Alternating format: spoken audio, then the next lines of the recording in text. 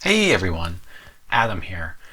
So in the last video, I talked about setting up realistic goals. And in case you haven't checked that one out, I encourage you to watch that one before this one, just because this is part of a 4-part series. Now, if you happen to stumble across this video and just want to watch it for what it is, that's fine. Hopefully it'll be helpful for you in whatever you're trying to achieve. But in this video specifically, I wanted to talk about boundaries. Now in this video, I'm going to kind of lump boundaries and setting up an action plan or setting up a rule set for your goals. I'm going to come at it at the angle of setting up boundaries. Now fundamentally, I understand that these are kind of different concepts, but again, I want to come at this at the angle of setting up boundaries, just because I think boundaries are just so important.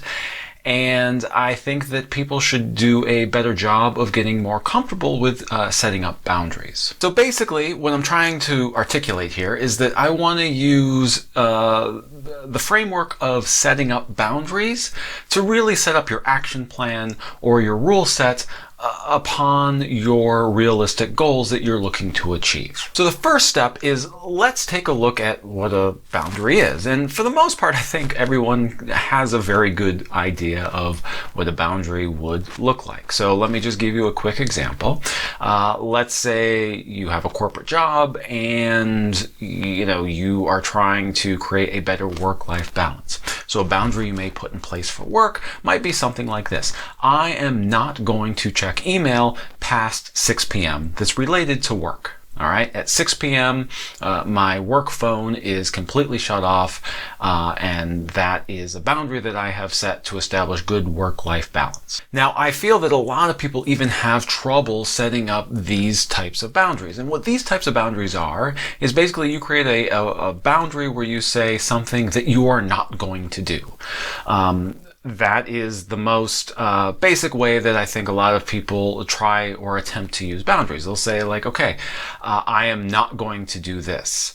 And you're basically using a boundary and saying things that you shouldn't be doing. And even setting up a boundary and saying things that you shouldn't be doing, again, I think a lot of people struggle with that. I mean, including myself. It is very hard to set up good boundaries and then kind of execute on those boundaries. And what I like to do is I like to take boundaries one step farther. So instead of listing all the things I shouldn't do, which I certainly do. That is part of my boundary matrix, I guess, is saying things that I shouldn't be doing. But I also set up and use boundaries to describe things that I should be doing. So for example, going back to that work scenario, I may set up a boundary of, okay, I should check email at 9 a.m., 12 p.m., 3 p.m., 5 p.m. And those are the only times that I should be checking email. And then after I get done checking my 5 p.m. email, then I should not be checking email for the rest of the day. So here I'm using boundaries to say things that I should be doing, and I'm also using boundaries to say things that I should not be doing. And I feel that admittedly, this is kind of a weird way of looking at it, because basically I've just created a rule set or an action plan. And so like a lot of people probably don't use boundaries this way. But again, the reason I went with this route for this video is so that people do get comfortable, hopefully, setting up proper boundaries, because I think boundaries are so incredibly important in helping you achieve and feel good and getting the goals done that you want to achieve. And at the very minimum, I do think that setting up simple boundaries of things that you aren't willing to do or shouldn't do, I think is a great place to definitely start. And I think that even just having small boundaries of saying things that you're not going to do is super important. So I'm hoping with this video and this kind of new mindset that you get a lot more comfortable with setting up the boundaries that you want to achieve a lot of the goals that you have set up. Now naturally, because everyone has different goals, they have different things that they want to get done or accomplish, they have different tolerances for work/life and how to balance all of that out, and everyone's at different stages of life. Obviously everyone's boundaries are going to to be completely different. So the boundaries that I have set up should look and feel very different to maybe your boundaries, and I can't tell you what your boundaries should or should not be. That is completely up to you, depending on what you need to get done and accomplished. And where should we apply boundaries? I think it should be anywhere that's causing you stress. A quick example, let's say you're a grandparent that's retired and you want to do some things for yourself because you're retired, and you may want to travel or garden or whatever you want to do. But let's say your son or daughter asks you to watch your grandkids, their kids, for after school every day for five days a week. And, I'm not saying that you should or should not do that. I mean, that's completely up to you. But it will have an impact on you. And if you're feeling stressed because you want to do other things, then maybe you would, in that scenario, want to set a boundary. Maybe you would say, hey, look, I love my grandkids dearly. I want to help you out. I can't commit to 5 days a week. I'm willing to do 2 days a week, maybe do it, Wednesday and, Thursday. So that way, I can travel and make long weekends, or however you want to set that up. But in that situation, if you want to do certain things and watching the grandkids 5 days a week is putting stress on you, then you can set up a healthy boundary. And on the flip side, if your grandkids mean everything to you and you have no desire to travel and all you want to do is spend as much time with the grandkids as possible, perhaps watching your grandkids 5 days a week is perfectly fine and acceptable, and it's something that you love doing. Again, this is all about setting up healthy boundaries to limit your stress and to allow you to do the things that you want to do in a healthy way. So let me give you a real world example of how I apply both sets of boundaries of things that I should and should not be doing.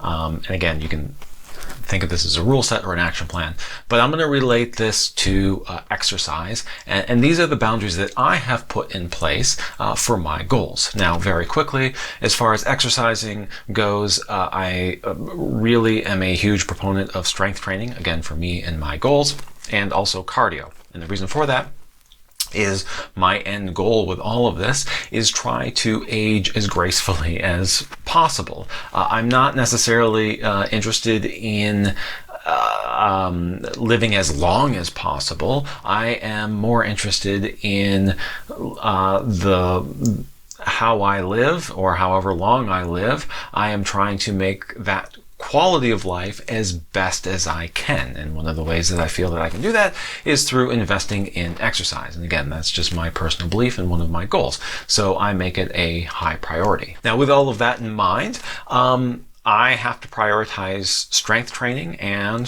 cardio. I also believe in stretching and mobility, and unfortunately I really have to set up better boundaries for that, which I'm working on, because flexibility and mobility I think are very, very important, and unfortunately at the moment I am just not prioritizing them like I should. Again, a work in progress. But back to my current boundaries and how I have things structured. So a boundary that I have set up is that I will do a total body strength workout at a minimum of 2 days a week, but my goal is 3 days a week.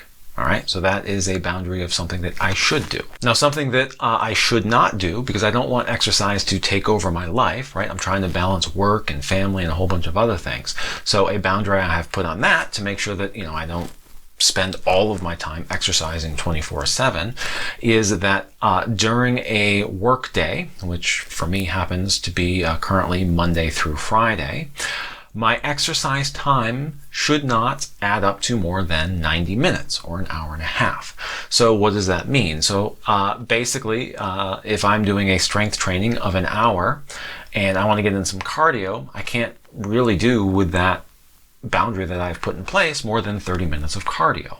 And then days that I'm only doing cardio only, I can't exceed an hour and a half. Now, realistically, usually I don't go above an hour for my cardio as of right now, but those are the boundaries that I've put in place, so that way I make sure that especially during a work day, that I'm not overdoing it and I'm able to do the other things that I want to do, such as, take care of my kids, eat healthy, do other family things, and that boundary for me kind of keeps things so I don't overdo it. Now, if it's a day off from work or a weekend, then I have no exercise restrictions. And that's a boundary that I have put in place. So like if I have the opportunity to go for like a 2-hour run, if I want to do that, or even like a 3-hour hike or a bike ride or whatever on my day off, I will do that and not feel guilty about that. But I do keep in the back of my mind the amount of family time that I want to spend. So so that is part of my calculation. But if it's not a work day, I don't have to worry about work kind of interfering with all of that. Another boundary I have is I do not do rest days. I believe in active resting. So what that means is if I'm feeling a little bit sore because I just did a major run one day, the next day I might do a light hike, or maybe I just get outside and walk, or I'll do a very, very easy bike ride on, I've got an indoor bike trainer basically set up in my basement, and maybe I'll do something like that. And the exception to this obviously is if I get really injured where I can't physically walk for some reason, or if I'm feeling really injured, or if I'm sick, then I will take the day off. But otherwise, I try to do some kind of active recovery. And again, that's just the boundary that I have put in place.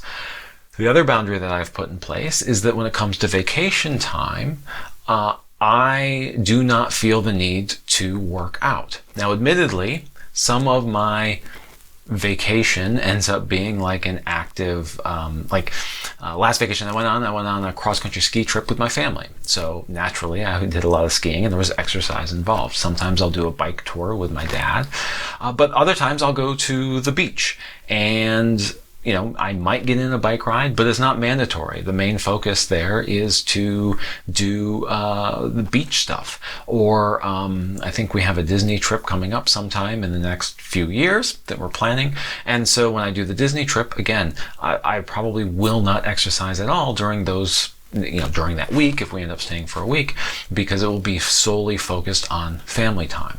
And so because of those, I know that I'm going to naturally have these periods of rest, and that's why I have decided to set up the boundary of I don't take rest days, because I know that they will naturally occur either because I get sick or when a vacation does in fact come up. And I think the last boundary that I have in regards to exercise is that something is better than nothing.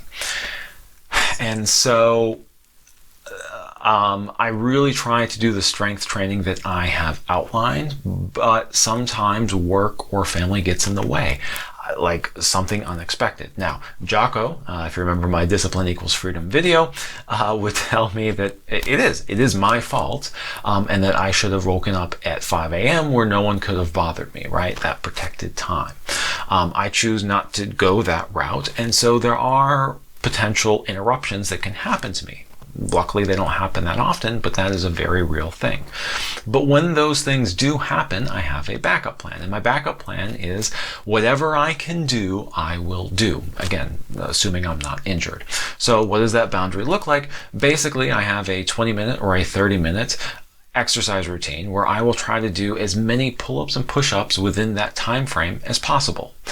Again, I don't know if it is great for gaining a tremendous amount of strength, but it falls into that boundary of, well, hey, look, doing something is better than not doing anything at all. And so that's pretty much it. And again, I understand this probably sounds like a rule set or an action plan versus boundaries, but for me anyway, framing it in this way and thinking about these as boundaries has really made me comfortable with setting up better boundaries in my life, and that I think is really, really important. I strongly believe that enough people do not set up healthy boundaries within their life, and they become stressed out or miserable because they're not good at setting boundaries. So that is why I'm presenting it this way. Hopefully, you get into that mindset and are a lot more comfortable with setting up boundaries, because again, I think that they can do a great deal